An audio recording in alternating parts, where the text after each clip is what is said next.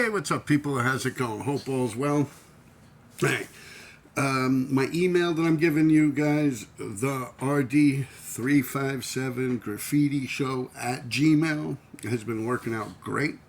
A lot of people have been getting in touch with me, sending me their graffiti and pictures of stuff that they've done, and asking me if I could do videos about certain things, and it's very helpful. And thank you all for contributing to that. It's beautiful. Thank you.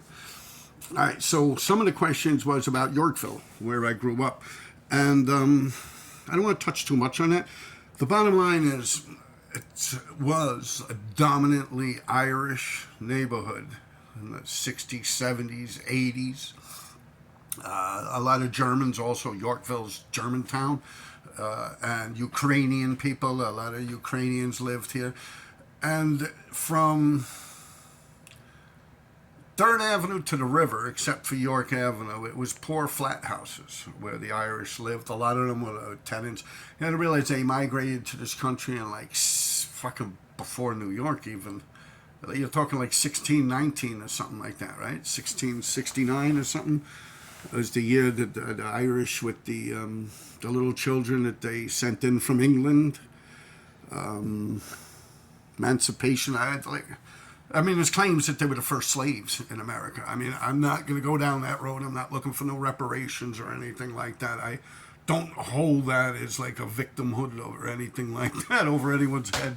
It's just how life was back then. But anyway, getting back to Yorkville, it was dominantly Irish. I would have to say probably, other than just Manhattan we're talking now, probably other than Inwood, up in the Bronx, up on the upper west side. The Bronx, you had like Woodlawn, you had 205th Street, which was dominantly Irish neighborhoods. But you had Yorkville when it comes to Manhattan, Yorkville. And across town, you had Hell's Kitchen. Now, during my time growing up, late 70s, 80s, when I'm able to actually absorb information and run around in the streets and shit, there was definitely much more Irish people on Yorkville, on the Upper East Side, than there was in Hell's Kitchen. Yeah, I mean, people could say, oh, the Irish to Staten. For some reason, it's always linked to Hell's Kitchen, and I don't know. To be truthful with you, like, we had big, huge projects up on Isaacs, off the FDR Drive, up in the 90s, there, like 96, 97, 98 Street, around there. And it was like the first, like, projects. It actually had a hockey skating rink in it. It's like the only one in fucking New York that has hockey rink in it. It was all Irish kids that grew up in there. And these were all tough kids. I mean, probably still to today, there's a lot of Irish people in those buildings. And I guess what people were saying is like, the Upper East Side, it's rich and this and that. Let me tell you something also. It's like these little flap houses. One day I'll actually video my apartment and a few friends of mine. I'm really working on that, where I could show you the kind of apartments we're talking about, little one-bedroom apartments and stuff like that people would live in. And how, that was the actual question. How do you afford living in that neighborhood that it's known to be rich? And I mean, you guys are thinking about like the Gossip Girls and stuff like that, Park Avenue, Madison, Fifth Avenue, all the yuppies and all that. Well, now technically the whole area, like Manhattan. I mean, you look at Hell's Kitchen, it's like all gay. It's like literally all gay. Like you can't walk 5 feet without a fucking the gay pride flag in your face. And even the churches have the fucking flag there.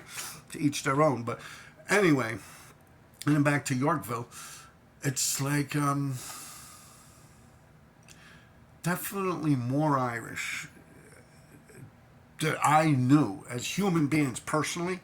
Like, were more Irish people living on the Upper East Side than there were in Hell's Kitchen at that point. Now, Inwood up there, my mother knew people that lived up there in upper Manhattan. I remember when I was a child going and visiting certain people that they were part of these organizations and stuff that were trying to stop the rule of England and whatnot. That's a whole other ballgame. But I don't know how else to put it other than that. Actually, you hear me mention Mark Kelly a few times on here. He got shot on 103rd Street recently by police officers.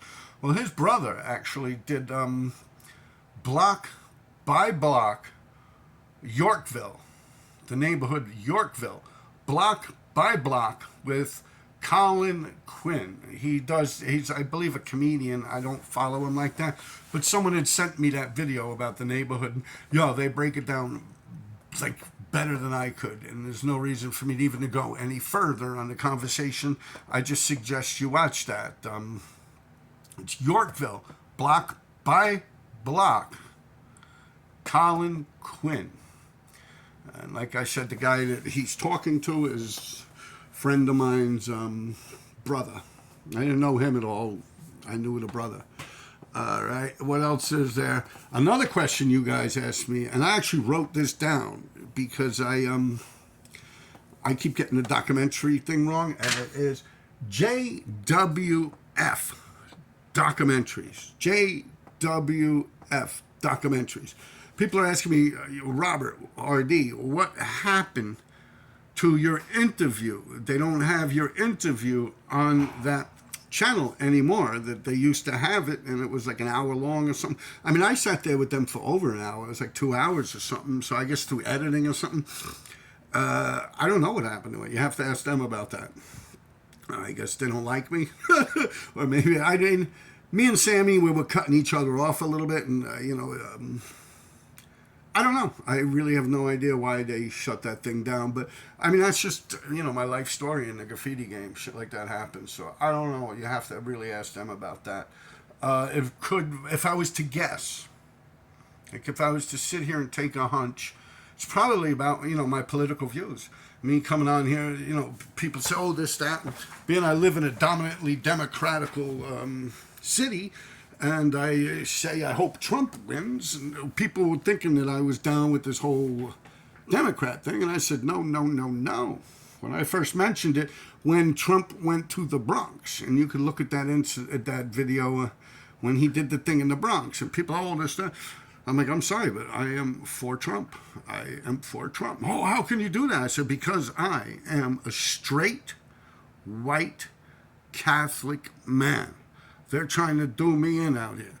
It's like, it's bad to be a white, straight Catholic man. Like, they're trying to fucking, get you out of there, man. Yeah, that's why the border, it's like I said in my past video, I think, if the border was filled with straight, white, Catholic men or people from Poland or Ireland or something, Joe Biden and them never would open that border for that shit. They'd actually be killing the people. But being, they're not white, they're trying to send in everyone else to populate more so than the whites. And then you got the whole thing going on and on and on. And I've been through that. So maybe my views in that, but I mean, honestly, like I said, what am I supposed to do? Vote for the demise of me and my people? Like, is that really what I'm supposed to do? Like, I can't. I'm sorry. Then I'm wrong. Then whatever. But, I stood by Trump. And right after that, like I said, that might have something to do with it. A lot of these people are very Democratic driven. Do you really honestly, in your fucking heart and your fucking soul, believe? Do you really honestly believe that a man could be a woman? And a woman could be a man? Like, really? For thousands of fucking years, since cavemen been climbing out of the fucking caves and bashing women in the head and dragging them in there and making babies, there's been two fucking genders. Now, all of a sudden, it's like, what, in 3.5 years of Biden in office, all of a sudden it could be like millions of fucking genders? Like, you can even be a furry. I can even recognize myself as a fucking cat. Like, for real. Like, they actually are putting kitty litter boxes in men's fucking, in school bathrooms. It doesn't even have to be a men's bathroom. It could be a woman's bathroom or whatever. And I'm sorry. I'm not stupid. I'm sorry. I am not fucking stupid. And I can't fall for that. So if for that reason people want to disassociate themselves from me and not know me, that's cool with me, bro. I mean, you stay over there with your million fucking genders. I am so fucking okay with that. That doesn't bother me a bit. And that brings me to my documentary that I have coming out, which is probably the same exact reason. Yeah, everything was all good. I mean, this person comes to meet me. Like, I'm going to have a show, an art show, out in the Hamptons. So I got this girl, Star. I've known her forever from out in Staten Island. Shout out, you watch my stuff, girl. She drives me out there, and the kid literally stayed out there for like 2 days, according to the people that, like Alex and them, that were actually out there and curating the show, which is very successful. I have nothing bad about it. A shout out to Bully James, wrestler, and them. Had a good time out there. Mike McCann was out there. And so this person waited in their car for like over 2 days to meet me for the, I was supposed to be out there like Friday, Saturday, this, that, but I had other things to do. So I think I went out there on a Sunday, and this person actually helped them build up the whole show and hang up pictures and everything. And he just wants to do like a documentary about me. It was like some lifelong passion of his or some shit. I don't know. So I said, yeah, sure, why not? And so I go out there. Wasn't even going to go out there, but, Star drives me out there in a car and shit. I meet a guy, and, he wants to do the documentary. So he starts shooting right then and there, and he's been following me around for about 1.5 years, 2 years, like videoing me, doing some real good shit, like out there in the streets. I'm doing huge blockbusters and shit like that. We're going to smash the shit off the FDR, the D3, stuff like that. That big blockbuster in the park, off of, off of Houston. It's like a block or two down from Houston. I did that big blockbuster. He's got that on video. He's got us ragging the Houston street wall. Yo, they messed up your wall. It's like, I swear, me and D3 with D3 more or less. He did a big D3 over their wall. They just did it. Like, you could touch the paint, and it was like sticky. Like they had put in like a clear coat over it. And you go like this, and it's almost like your fingers go, and it's like little strings of shit. So D3 smashed a huge D3 357 over it. There's only 2 genders. That's so, it's like the sun's coming up. We bump into Demon DMS, and he's hanging out with us right and shit. He's like, he comes over, like Dan Diablo and him, Lord Ezek, his boys and shit. DMS, Doc Martin Stomp, Dirty Money and Sex, DMS, MQ. So this guy Demon, he come over, he's hanging out with us and shit. He's like, you guys out here like that, man? Yeah, that's how we roll. We just smashing that shit. So it's like a couple hours go by, and I go home, I catch my sleep and stuff. I wake up the next day, I go out there, start videoing it. They actually got the people fixing the wall. Like I said, they didn't even get pictures of that shit in the daylight, and it was smashed. So, I come over like, you could see my footage. I'm like, they messed up your wall. And the guy's like, this, that, and the woman, they're all mad and shit, and they're getting rid of the D3. I'm like, that's fucked up, man. You can't have nothing nice in New York, man. Meanwhile, I did that, like, with D3, like, 3 hours before that, 4 hours before that. So, they got all that shit on footage, and I don't know what happened to him either. I guess, everything was fine. I mean, the guy actually, like I said, he had, that's what trips me up. That he actually sat like in his car and stayed out at the gallery for a couple of days or a day and a half, 2 days. From my understanding, the people that were curating, and now one of them, and Mike McCann also, that's actually out there. Like, I've known Mike McCann since I was a child, man. We're talking stories about robbing people and shit, and setting it off, and there's stories with Tishman writing graffiti and shit down under Fifth Avenue, and a funny one with robbing someone on the back of a motorcycle and shit. And, he's like, I don't know, the guy's just like out here, like, he's like just chilling out here like that. So, it seemed like he was very eager and ambitious to do this project with me. So I was like, now that sounds like someone I'll do a documentary. Like, if he didn't stay out there for days on end waiting for me, I'd be like, man, fuck him. He's just some other dude, like, trying to get down with me, like, for a documentary, like, gain clout off of my sweat and blood, or for my hard work, just trying to make a fancy documentary about me. But being the guy actually sat there and slept in his fucking car and waited for me to actually come out there, I figured, wow, this guy really deserves, a shot at what we're accomplishing here. And I gave him that chance, and I don't know. I once again, like, once I started talking about Donald Trump, the guy kind of faded out. I mean, whether that's the reason or not, I don't know. But it's definitely a coincidence that the time period matches up, the time frame matches up with that. And once again, I don't give a fuck. I mean, I'll probably be dead and buried in that shit. Will see daylight or something. I don't know. Maybe the guy will see this video and get in touch with me like, no, it ain't like that, Rob. It's like this and that. But I mean, that's been 3 times already. I mean, the last thing he was putting together like a little trailer for me to put on my Patreon. And that was a couple months ago, 5 months ago. And he's like, yeah, I'm just worrying, the editing. And he sent me nothing, actually. He actually asked me what kind of music, and I said, I don't care. Anything but rap music. I don't fuck with rap music. I prefer rock and roll, this, that. And I told him a couple of songs, and I never heard from the guy again. Got back in touch with him after that. Asked him, what's up? He's like, I'm editing, this, that, and something about an editor or some shit like that. I'm like, all right. And I never heard from him again. And like I said, for over a year, I mean, I even went up to upstate, and I was doing, the Metro North train tracks and shit, with this guy videoing me. And, I was out there, doing huge stompers, blockbusters. He's got it all on video. I guess one day, if he don't do anything with the footage, he could just, I'll take the footage and do something with it. Or if not, it's just whatever it is. You can't bitch about shit like that. Things come and go in life.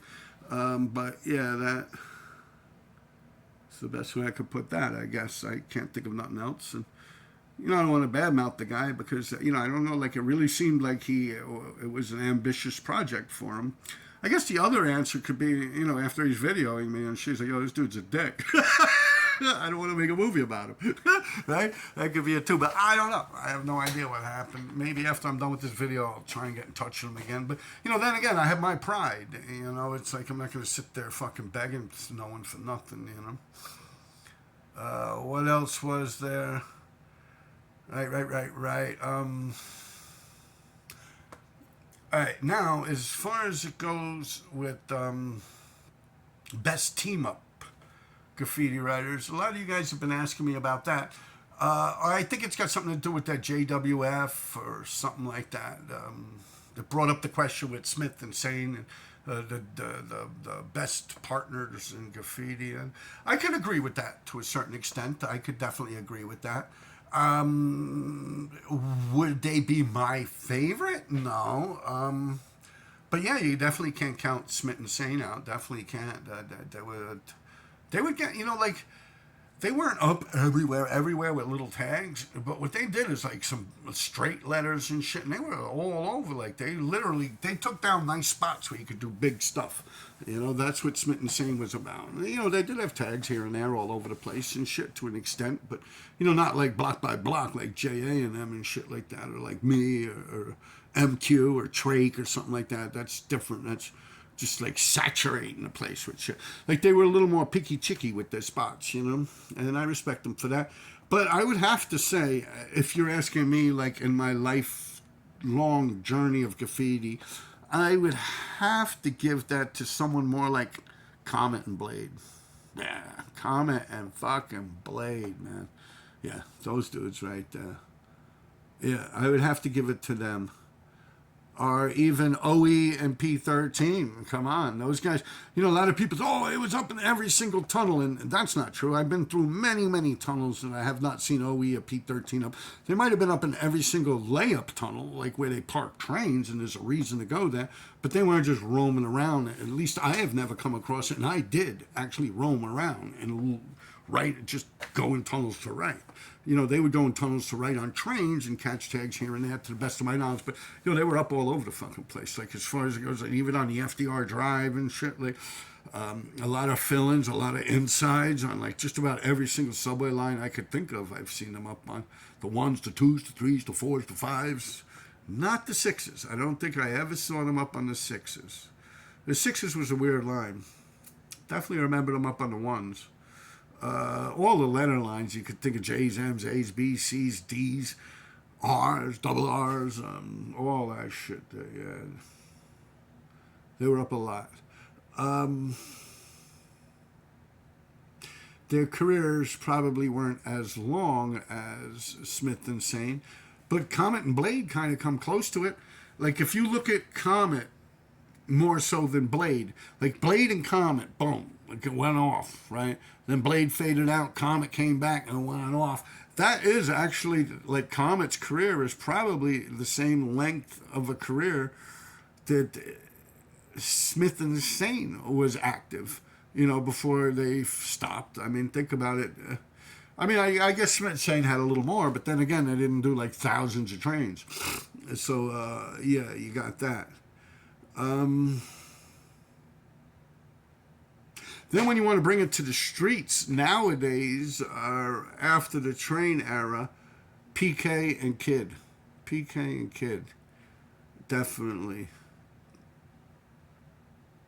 Maybe not as many spots as Smith and Sane, but definitely crazier spots. I mean, Smith and Sane did the Brooklyn Bridge, but at one point, me and JJ had that same spot with silver spray paint. We hung right out there. We did tags, of course. We didn't do no big fill-ins on the same exact spot. I think it might have been the other side, and we went above EX Kevin. And I think they went right over EX Kevin, who was a Queens writer, I think TPA or something like that. EX1, X1. He also did Kevin's outlines, nice bubble letters, fill-ins, Kevin. I think he was down with, not Joe Nuts and AC, but another partners. Holy shit, Joe Nuts, AC. Woo! Smoke it, nuts. All right. Yeah, they were brothers too, weren't they? I don't know about that. What else was there? Partners. Yeah, PK and Kid, I would say, as far as it goes with they started this whole shit you're seeing out there now. Like with all these guys climbing down the sides of buildings, you really got to compliment fucking PK and Kid for that. You honestly, they were the first ones to do shit like that. And they were going off with that shit. Like I said, the spots weren't as many as Smith and Sane, and the eras actually overlap each other too. A lot of people might think that PK and Kid just came out after the trains had died, but according to my PK note, he met them dudes way back. He met PK in late 70s, early 80s or something like that. That same PK, that's PK Kid.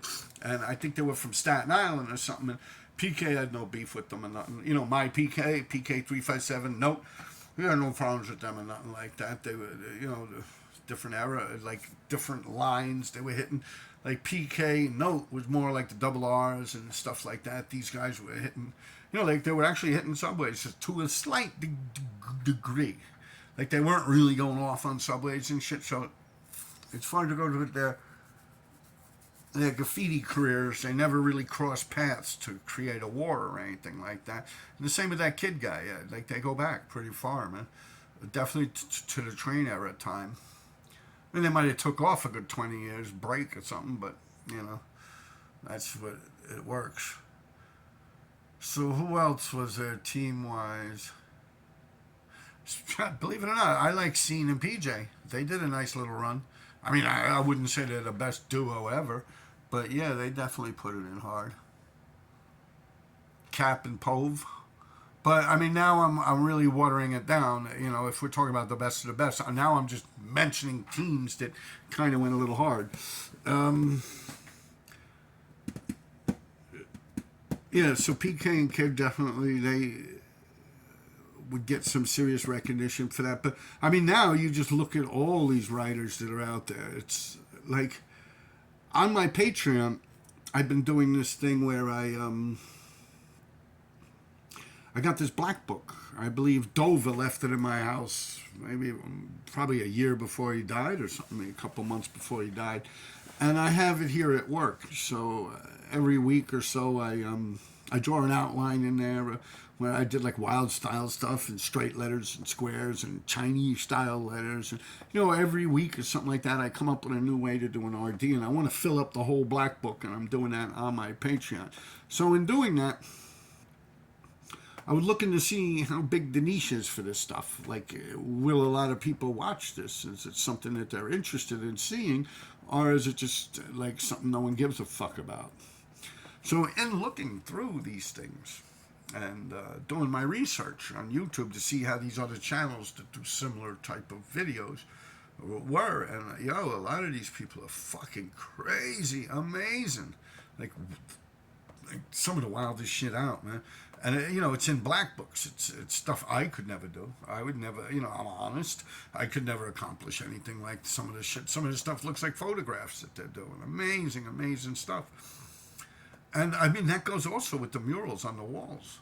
If you look at the graffiti murals of today, it's far, far, far passes any shit that was going on back in the days when it was illegal. Now, also, a lot of the stuff that was illegal, people were doing illegal stuff, like Sky's the Limit, Baby Don't Do It, during the crack epidemic, Hell's Kitchen. You had a lot of stuff there, like FC Crew and shit like that. Sky's the Limit I've stood in front of that many times. The projects up there, like 89th Street, 90th, something like that, off Columbus. Anyway, legal walls, even the Hall of Fame, for Christ's sake. I've been going to the Hall of Fame as far back as I could think. And none of that shit compares with the stuff that's going on today. So it's just like the graffiti game has evolved, even though me, personally, I just call them muralists when they're doing stuff legally. But even that aspect of the graffiti game has evolved so far past the shit we were doing in the 80s. And, like, you'd even look at that dude, Shaka, Chaka. Somehow his stuff came up on my feed. I've actually seen him up in New York. Like, when I say seen up, I don't mean scrolling through my fucking phone. I mean walking by a tag in the street and seeing someone up. Big difference. I don't count shit I see on here because I've also seen, like, deep fakes and AI and all types of crazy shit that's going on now where you could have someone like Obama big up in a graffiti writer or something like that. So you can't put any stake in that. I don't go by that on a computer. When people are like, yo, what are you talking about? How are you going to say, I'm like, yo, I haven't, like J.A., for instance, I haven't seen him up, like, with my own two eyes, and God the fuck knows how long. 20 years now, 10, 15 years or something, And that's just the truth. Now, I see the videos and shit on here that might pop up every so often, and it's just the same exact spots over and over and over again, where it's just the same footage, just posted different times. It's like me doing an RD on 100th Street, and then I post it today, and then I wait 3 years, post it again. Oh, shit, RD's back at it again. Meanwhile, it's not that way at all, So all that could be trickery. But getting back to this Shaka guy,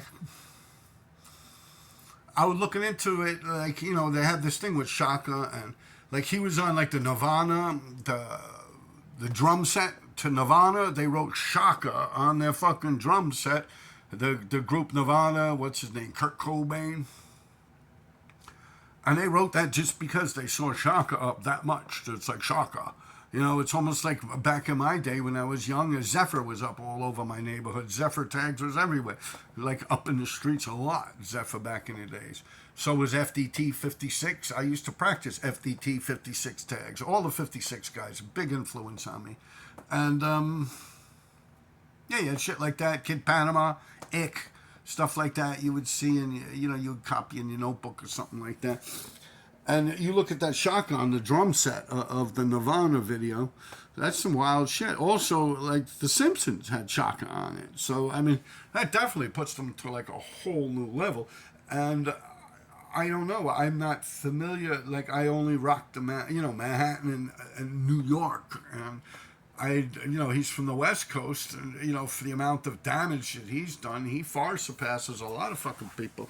Like, technically, I mean, if you got rock musicians and animated series recognizing his shit, then, that's a whole feat in its own. And it's amazing. I mean, yeah, you can't say any other writers reach that kind of, and that's just from him writing Shaka, Shaka, Shaka, Like, you don't even see Easy and Jaws in them, which to me are the elite of the elite.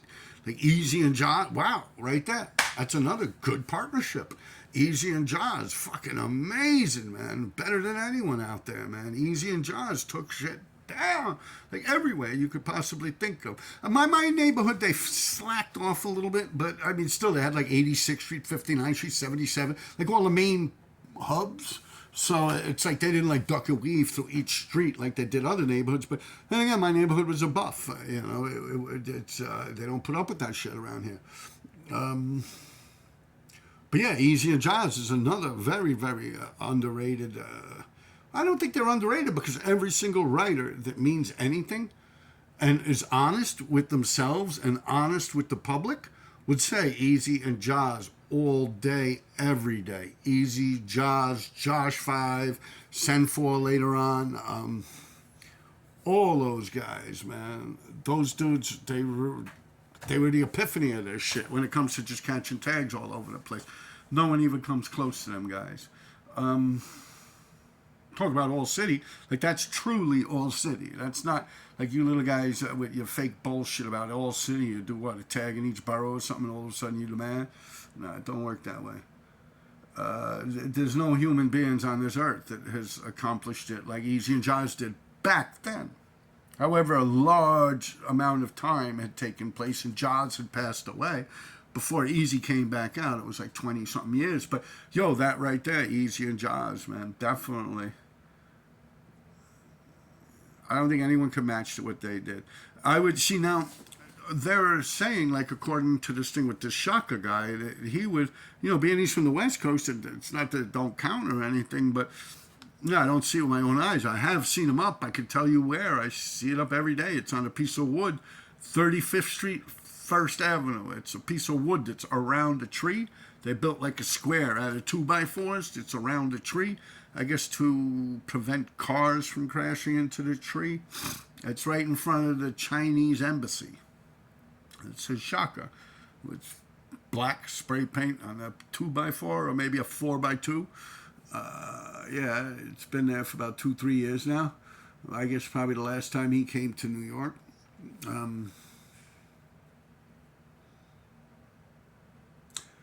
Yeah, who else was a good team? Barnes and Noble. Like the bookstore Barnes and Noble. I think they were from the Lower East Side. Well, they were pushing the crew bad. But I don't know if that's the same as like Sonic and Ink. You know, Sonic bad, Ink, you know, 7-6 bad. Which, you know, Andrew Layson even was pushing bad at one point. Big Apple Demo. That's, I don't know if it's all the same crew or what.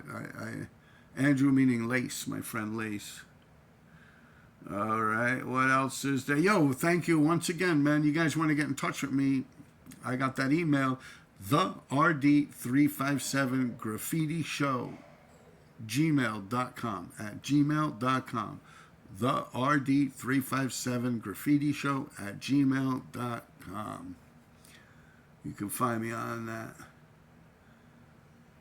And what was I talking about? Something about my peace book. Yeah, like I was saying, I was looking through this, you know, I'm doing this peace book, and every so often I'll do a page. I want to finish the whole book. I think the book's got 110 pages in it, stuff like that. Getting through it. I think I've done about 6 or 7 episodes. A couple of them are 2-pagers. What do we have? 33 minutes? Yeah, I could wrap it up now, right? But yeah, I don't know what happened to JWF documentaries. I don't know. At one point, they had the episode on there, and it'd be too bad. I don't care. I mean, it is what it is. I guess you have to ask them why they don't have me on there no more. And I pretty much explained to you about the documentary. These guys got real good footage of me. They definitely went out of their way to meet me, you know, with my documentary, not JWF, but with the thing with me. They definitely went out of their way to meet me. They definitely spent a lot of time, effort, and money on the situation. So, I don't know. Maybe there really is just a problem with the editor. Or if not, they're like, yo, you know, this dude, he's kind of like a Republican or something. I don't know what else to think. But, you know, like I said, I'm a straight white Catholic man. And, all right, we went over my neighborhood, all right, Yorkville. A lot of people come up here. How? That's what it is. How do I stay in the neighborhood, being it's so expensive to live in Yorkville on the Upper East Side of Manhattan? Like I've said, it was dominantly Irish, probably definitely more Irish than Hell's Kitchen area. I mean, we had project buildings, about 7 or 8 buildings, they're huge, 20-something stories each one, filled with just Irish people back in the days. So many Irish people had they had a hockey ring in the fucking place. It's the only projects, Isaacs, the only projects that had a hockey skating rink built into it. And yeah, I believe that. I mean, 205th Street, Woodlawn, it's more spaced out, more houses and low-bearing buildings, maybe six-story buildings. So I don't think there was that many. There was definitely an Irish community up there, 205th Street, Bainbridge. I mean, Blink 182 came out of there. You have Woodside, Queens, which again, it's dominantly houses. So it's not like you could fit like thousands on one block, you know. But neighborhoods change. Like, I remember, I was just talking to someone, I was on my Patreon too, I was talking about this. But I remember on 116th Street, 110th Street, all the way down 107, 108, it might have been Brett from NYC Crime Spot that I was talking about this. But yeah, I remember when I was a child, and it was like, yo, it really was like dominantly Italian up there, you know, like on that part. It was like Pleasant Avenue. Well, there's a lot of Italian guys up there, a lot of kids that went to school, and you know their parents were there, and the mafia, of course, was up there. And you go up there now, man, ain't no Italians up there. Maybe just Rayos and shit like that. A couple of them are still lingering about. And Hell's Kitchen, it's all gay now. You know, it's like literally, it's a whole different era. Look at Little Italy. It doesn't even exist anymore. Down on Chinatown, Little Italy. It's like one block. It's like Mulberry Street. Fuck, that's it. Like Umberto's Clam House, and that's it. Like maybe across the street you could buy a fucking cannoli. Other than that, it's fucking gone. Chelsea, it's all gay. Like the whole Upper West Side, from like shit, from Robert De Niro's fucking place, all the way up from like Tribeca, all the way up to like Columbus Circle, man. The whole Upper West Side is just gay, man. LGBTQ'd out. The West Village, even below Tribeca. Yeah, almost from where the World Trade Center is up to 59th Street. Just whacked out, yo. It's like, yo, even the churches have these gay flags in them. Totally different neighborhood compared to back in the days. Shit, you go fucking around over and down there in Chelsea, back in... You get fucked up real quick. I talk about the gas pipe. Yeah, just bashing me in the face with a 9mm, stealing my motorcycle. We stole the motorcycle and were supposed to sell it, and they stole it from us. Yeah, because they were missing a motorcycle from Gramercy Park. And yeah, it's just totally different, man. You can even look at Harlem now. Harlem ain't even Harlem anymore. Yeah, Harlem, like just everything's the gentrification. Look at Bushwick Collective back in the days. Even 138th Street, 3rd Ave, and up in the Bronx there. Yeah, all that shit's nice. When you go over that bridge, going into, yo, that shit used to be busted. There used to be prostitutes and shit. Now it's all like condominiums and shit. I think the only thing left there is that fucking McDonald's. It's been there forever, right when you get on the highway. It's, yeah, like the whole city. And that happens every 50, 60 years. It's just people migrate and they come into this country and they sit there for 40, 50 years. Perfect example, like me and my neighborhood. How do I get to stay there? That was the main question. And what happens is the Irish people, Germans, I'm Irish and German, they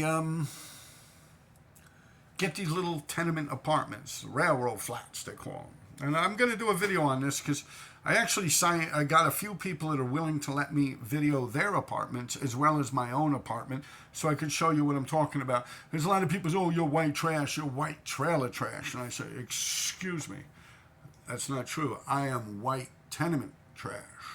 New York City, you don't have a trailer park. We have tenements. So, yeah, a lot of them, we have the bathtubs in the kitchen. There's a shower in the kitchen, like mine. I have my bathtub in the kitchen. I remember D3, Sammy, grew up with his bathtub in the kitchen.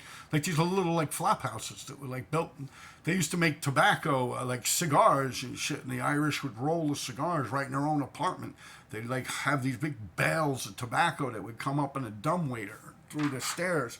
It's like an elevator that comes right up into your apartment. It's filled with tobacco, and they'd roll it up. There was a lot of breweries, too, on the Upper East Side. A lot of German breweries where they were making beers. The beer baron, right? The fuck was his name? Can't remember the beer baron. not Bugsy, what the fuck? Schultz, Dutch Schultz, right? Yeah, beer baron, Dutch Schultz. There's a book called The Beer Baron about Dutch Schultz. So anyway, my father was born and raised on Bathgate Avenue up in the Bronx. Technically almost like Little Italy in the Bronx, which there's no Little Italy. Well, no, actually that Little Italy's still hanging in there up in the Bronx. Yeah, Bathgate was it was a little German community there for a while. My mother immigrated or migrated from Ireland, and she was living on 76th Street between 2nd and 3rd across the street from the firehouse. She met my father, they got together, they made a couple babies. One of them was me, the other one was my brother. And they move into a little tenement. Well, my mother and father get married, they go out to Long Island, they get divorced. Boom, my mother gets back in touch with her friends and family, or people rather, the Irish community, and gets in touch with landlords and tenants and stuff, which pretty much were dominantly Irish at that point in life. So, I need an apartment, I'm getting divorced. So, boom, Edith Desmond gets my mother the apartment on 62nd Street. Now, Edie Desmond had John Desmond. Well, Tom Desmond was the father, and you had John Desmond, which was the oldest kid, Sharon Desmond, which was the youngest, and you had Alan Desmond, which was the middle-aged. Now, Alan became the head police officer of the 114th Precinct out in Queens. He became the sergeant, the desk sergeant of the 114th Precinct in Queens.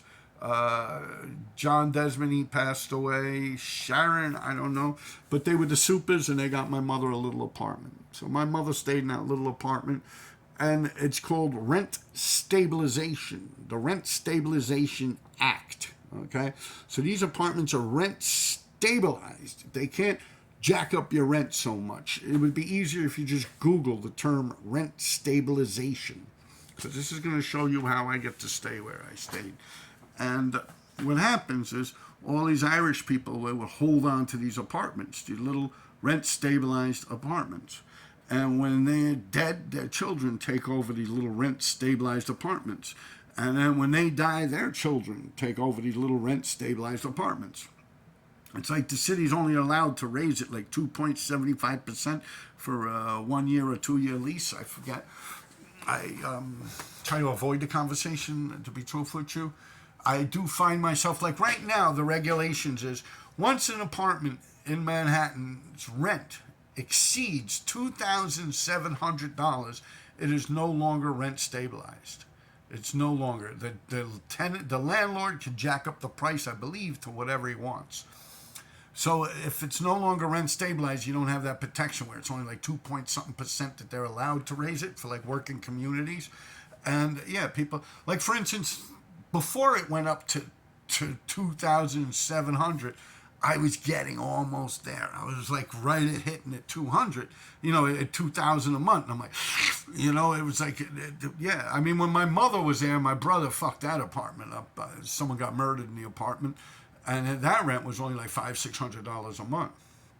My friend Dennis Archer, he was talking about his grandfather living on 68th Street, 67th Street, and was paying like $150. That's like in the year 2000 for an apartment. So that's pretty much how you get to stay there. And once your rent is like a penny over 2,700, it's no longer in the rent stabilization program, and it jacks up. Now, every year, the landlord-tenant court has this conversation. They bring it to a vote. And I believe right now I'm good probably for like another 14 years. But if it's 2.75%, so it's like $40 every lease. It goes up about $40 every lease. So every time it goes up, that $40 gets taxed into the taxation. And so the amount goes up and the amount that's taxed goes up, and it's easier to hit 2,700. But every time I get close to that shit and start worrying, the court system makes it like next time it'll probably be 3,000. It'll probably be, once it hits 3,000, it's no longer rent stabilized, because apartments and this and that, and it's a real problem in New York. And I don't know if I'm explaining that good to you, but the minute it would be like a penny over 3,000, it'll probably be the next thing. Like right now it's 2,700. So I have like 10 years or something before they vote. Like they'll definitely vote it, and the amount will go up and up and up. So I'm pretty good. And then when I'm dead and buried, my son will take over the apartment if he wants, or if maybe he'll be married and living his own life or something. I don't know. But if not, he's more than welcome to keep that apartment after I'm dead and buried, and so on and so forth. And that's how we stay in that neighborhood. And that's why there's so little amount of people from that neighborhood that are still in that neighborhood. Like when I was growing up and getting a newspaper in the 70s, Sergio used to work with that malt shop that shot the guy in the head there, which was Chris Riggs' father, which is Yes's father. Yeah, that back then, those were like people that owned all the Optimo shops. Like Optimo shops did not exist. It was candy stores. It was like there was no Indians, like no people from India, like I could think of. Like there was always like an Italian dude, or in that case, Croatian. Those people were Croatian that owned that place. But yeah, it was always like these little Italian guys or Jewish guys that would own these Optimo shops where you go in, but they weren't Optimo shops, they were newsstands. And they would all, same with cab drivers. Like all the cab drivers were either white or black. I don't even really remember. Later on, it started Spanish, some Spanish cab drivers. But, yeah, so the whole, city shifts and shifts. I could tell you, like I said, Hell's Kitchen's not Hell's Kitchen. They Restaurant Row or some shit now. And it's pretty much like the LGBTQ safe haven.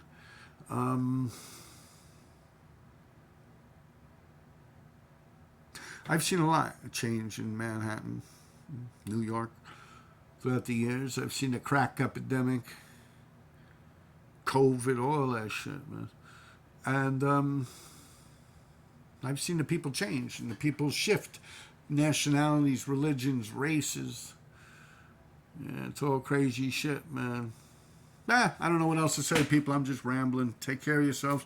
Thank you all for your emails to my account, the RD357 Graffiti Show at gmail.com. Peace.